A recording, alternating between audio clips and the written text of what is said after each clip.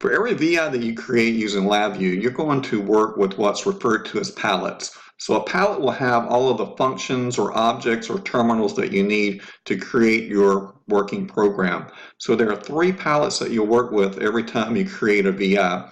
You have the controls palette, the functions palette, as well as the tools palette. So I'm going to start out working on the front panel very quickly. So anything that I place on the front panel typically will come from the controls palette.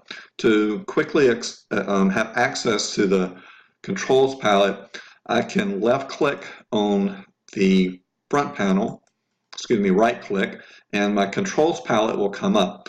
Now the best thing to do is pin the controls palette down. That way you can place it anywhere you want to. So right now I'm looking at the front panel, and then over on this side I have my block diagram. So if I'm working on my front panel, typically I can just pull this palette over here so that every time I click the front panel, this will be available. So I have different categories. So for example, let's say I want to place a couple of objects on the front panel. I'm going to highlight and expand modern, and then I have different major categories: Boolean, numeric, graphs, decorations, and things that we'll learn as we go through the semester.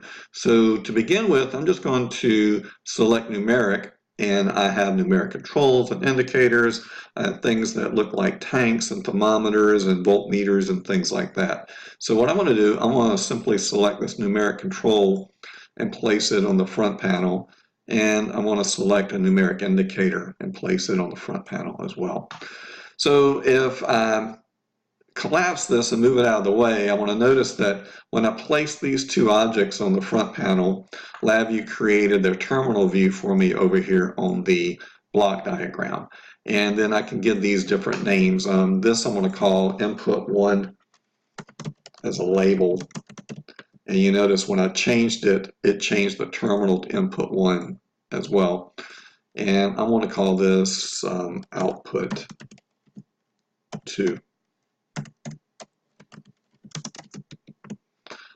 And you notice that that changed. So that lets me know that this is actually that object on the front panel, and this terminal is this object on the front panel. Okay, if I want to work with the block diagram, it has its own palette. So if I right click on the block diagram, the functions palette will come up.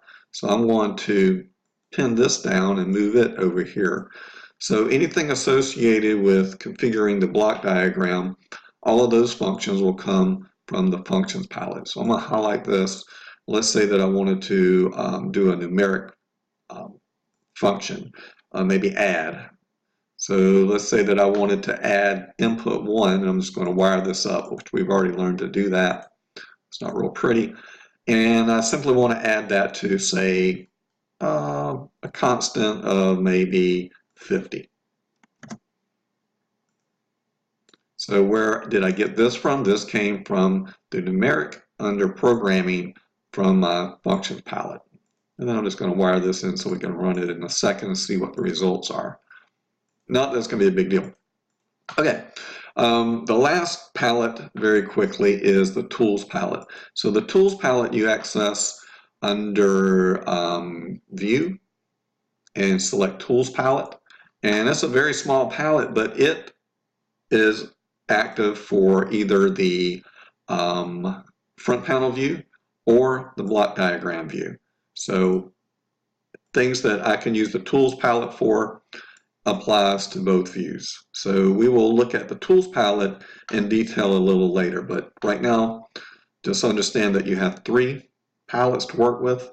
The front panel allows you to use the controls palette. The block diagram gives you access to the functions palette, and then the tools palette is available for either programming view.